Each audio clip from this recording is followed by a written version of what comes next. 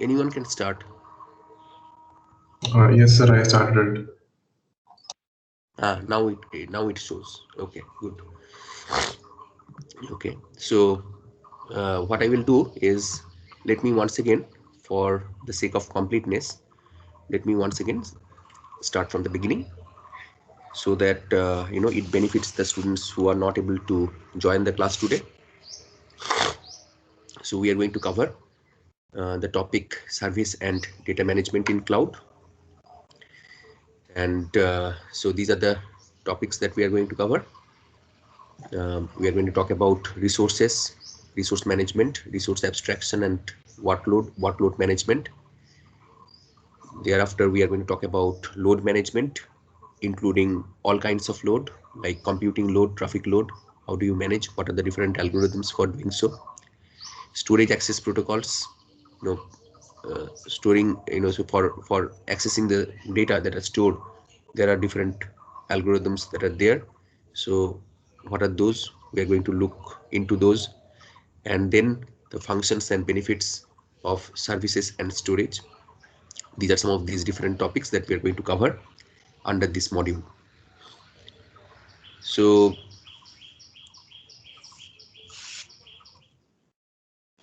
when you talk about cloud, right? So when we talk about cloud, we have already seen that the three elementary levels of service that are available are software as a service, platform as a service, and infrastructure as a service.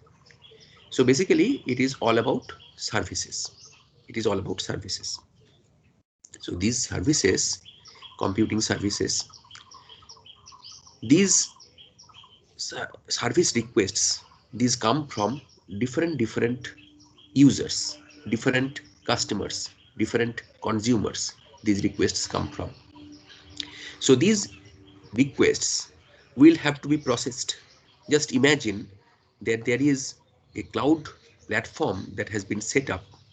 So you have a cloud service provider, CSP, you have a cloud service provider, and there are so many different consumers who are going to connect through the internet to the cloud platform. And the cloud service provider is the one who manages the entire show. So how things are managed, it's a pretty complex thing. It is pretty complex, so there are so many different sophisticated things that play a role in order to render these different types of services, like software, infrastructure, platform, and many others have also evolved over the years. To render all of these in a proper way, in an effective way, so there are so many different algorithms, so many different logics that will have to be implemented in order to enable this kind of service. So ultimately, what happens? So you have, through some internet portal, the consumer submits the different requests, right? So like this, you have thousands and thousands of consumers at the same time, uh, you know having these requests, so not only thousands, actually, I mean, in public cloud you have, it is much more. So how do you manage this? So this is not easy, right? So what you need to do is that once these requests come in, you need to you need to have these cloud resources properly provisioned in order to cater to these different requests. This has to be done in such a manner that the overall performance of the system from the cloud service provider viewpoint, as well as the performance from the consumer's viewpoint, these are managed properly. Okay, that means both the service provider as well as the consumer should be satisfied with the performance. It should not happen that because of so many different requests coming at the same time, for example, the system becomes too slow, and it can become slow for different reasons. Maybe because the resources are not allocated properly, the resources are not available. Maybe the resources are allocated to someone, for some requests the resources are available, made available, as a consequence of which for the other requests the resources are not available, or not available adequately, because of which the latter consumer request will have to be slowed down. So you see that it's a very complex thing. In the same way as in computer, in operating systems, for example, you must have studied, those of you who have a computer science background, you have studied about resources, resource management, scheduling, job scheduling, task scheduling. So the same thing holds over here as well, right? But here we are not talking about a single operating system. Here we are talking about a mega show which will have to be managed adequately. So the complexity is much more. You have scalability issues which will have to be taken care of adequately. So you see that what we understood is that these services, the service requests that come from the consumers, will have to be ultimately fulfilled with proper, quote unquote, proper performance, which will be satisfactory to both the consumers as well as the service providers. So before we look into this issue and dig further ahead, let us try to understand these two viewpoints, the consumer viewpoint as well as the service provider viewpoint, in a little bit more detail. We have actually, in different forms, we have in the past looked into these viewpoints, but let us do so once again so that we can understand this resource management issue properly. So you see, as you know by now, that from a consumer's viewpoint, the consumer has to offer multiple services, several services. Consumer has to not offer, sorry, consumer has to enjoy, consumer gets multiple services, scalable services, and these services are metered services, which means that these are going to be measured. So the number of units of these services are going to be measured, and the consumer is going to get billed accordingly. So from the consumer viewpoint, the consumer feels that the consumer has access to an infinite resource pool, right? Consumer feels that there is infinite resources that are available, and the consumer can use any amount of resource that he or she wants to. But actually, in practice, it is not so. You do not have infinite infinite resources. It is just the viewpoint. From the consumer viewpoint, you feel like you have this kind of resources. So you see that if the limited resources will have to be pretended to the consumer as if the consumer has access to these infinite resources, so this resource management that I was talking about so far is very important, right? So how do you adequately manage these limited resources? You schedule the jobs, you switch between these resources, etc. How you do this is very important.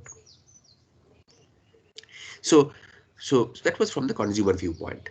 Now from the service provider viewpoint, actually there is finite amount of resources in the resource pool, and these resources will have to be served to large number of users, typically in a public cloud, right? So this optimal management of resources, which is also known as resource management in cloud computing, so this optimal management of resources is very important. So these resources will have to be provisioned in such a way that the overall performance of the system is so is optimized properly, right? So there has to be very reduced delay, and overall overhead from these computations, etc., will also have to be reduced, will have to be managed properly. So So what is for doing all of these, what is required is to have something called task scheduling. So task scheduling basically, so you see that when these service requests come in, so these service requests will have to be ultimately, will have to be broken down into different tasks, right? Ultimately, after certain number of steps, these service requests, they break up into several tasks. So like this, for not only one consumer, for several consumers who are trying to access these resources at the same time, you have multiple broken tasks from all these different consumers, right? So you have large pool of tasks that will have to be handled properly. But on the other end, for the service provider, there is only limited amount of resources. And on top, as I said, the performance will have to be maintained in such a way that the consumer will have to get a view, will have to get a feeling that there is infinite resource pool. The consumer feels like, as if, it's a dedicated resource that is given to the consumer. So how do you handle this? So that is where the issue of something called task scheduling, the issue of task scheduling and resource allocation, task scheduling and resource allocation is a very, very important topic, which is fundamental to cloud computing, right? It's a very important topic in cloud computing.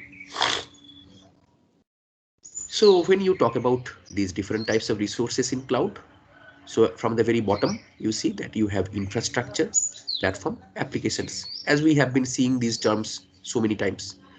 So for infrastructure, you have compute, network, block storage.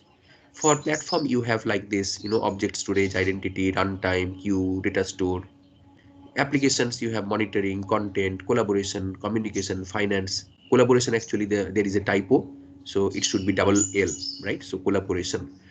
Um, so you have all these different, for these different layers or different levels of services, you have different types of resources which can be broken down into these individual components which will have to be managed. So for example, for infrastructure, you have compute. Compute is the fundamental thing, right? So compute means like this computing infrastructure, right? So basically the actual computing infrastructure that is part of this compute resource, right? And then you have the network is also part of, it's also a resource that will have to be dealt with. Then you have the storage. Now storage, basically there are different types of storage, and consequently there are different types of storage mechanisms. So at the infrastructure level, basically it is the block storage that is very important.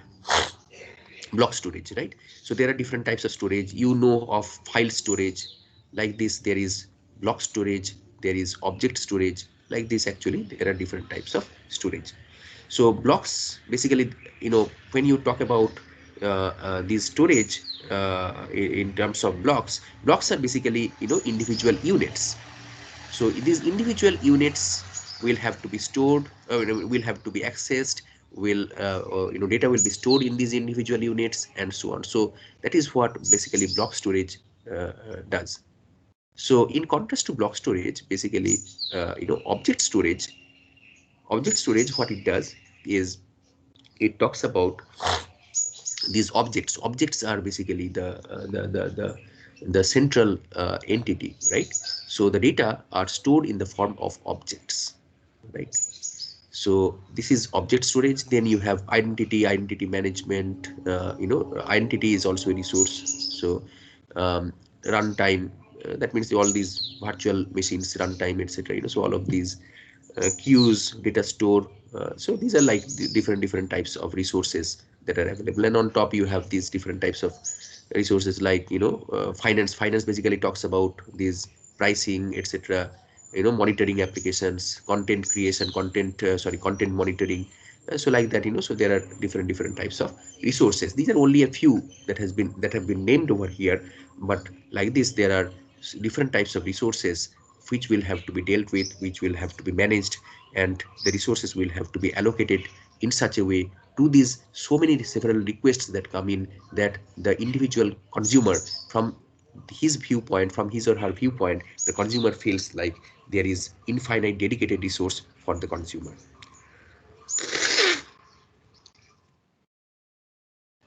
Okay.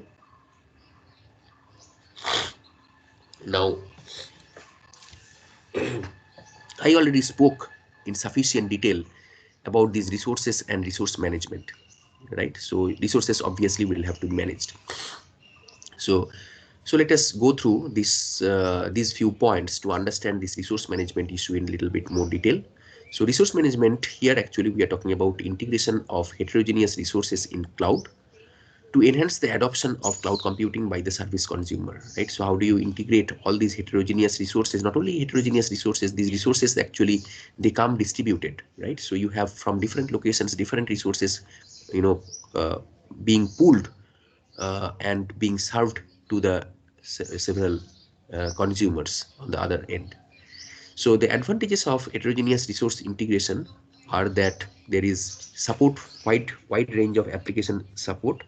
There is mapping between the application requirements and resource features or characteristics, and there is maximization of cloud service provider profit. See, this is one, and the second thing is that from the consumer viewpoint, there has to be maximization of the satisfaction. So the performance, these resources will have to be managed in such a way that the consumers will get adequate satisfaction of the services, of the performance of the cloud platform.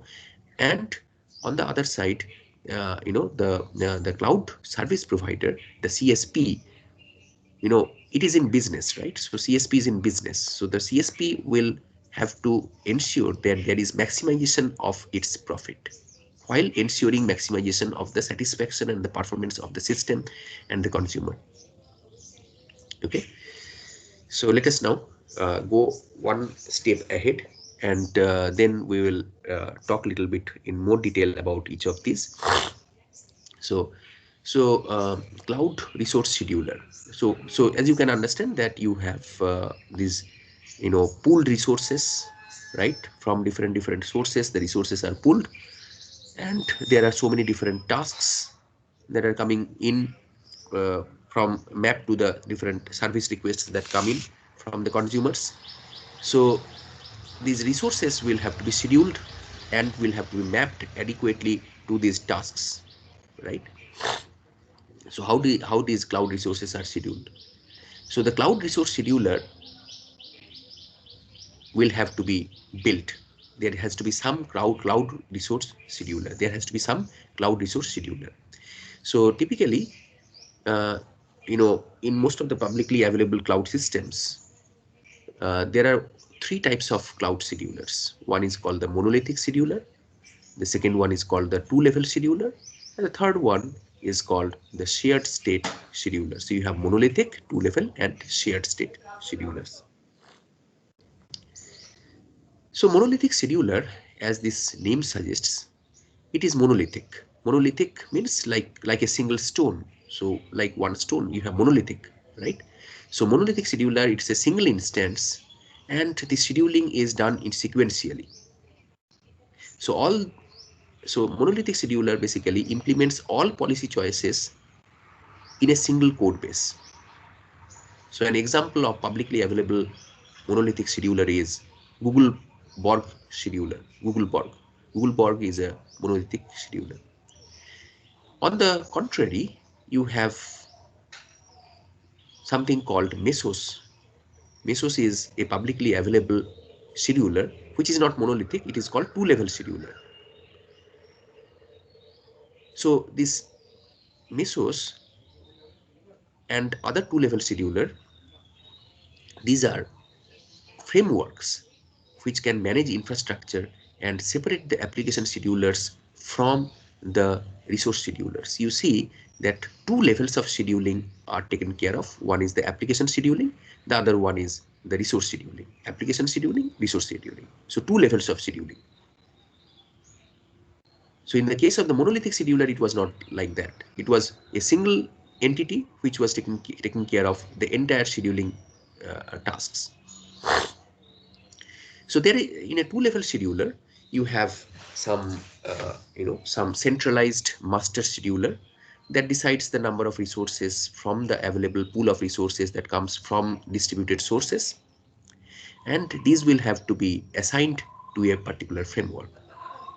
And the application scheduler, it allocates these resources to each application within a framework. Okay, so this is basically how these two-level schedulers work. And then you have shared state scheduler, which supports multiple parallel schedulers. Shared states, the state is shared, right? So multiple parallel schedulers are supported by these shared state schedulers. And here, each scheduler, it maintains a local copy of the global state for local decision making. So every individual scheduler, it's all like, they all maintain their own individual copies. And this, globally at periodic intervals of time, this local copy is shared with the global state, right? So that globally everything is updated, right? So in terms of, the scheduling that takes place. So after each local decision, the shared copy of the global state is also updated, and the state synchronization is done, as I told you just now. Okay, so one of the publicly available shared state schedulers is called Omega, Google Omega. It is from Google, so it is Google Omega. It is a shared state scheduler. Okay, so these are the three things that yeah. So these are the three types of schedulers that I wanted to talk about today. Um, so now, yeah. Okay, so for today, we are not going to go any further, but I would like to show you some videos, um, you know, of some, publicly available schedulers and more information so that you can relate to whatever I just spoke just now. Okay, so I'm just going to stop my sharing, and please turn off the video. Please turn off the recording.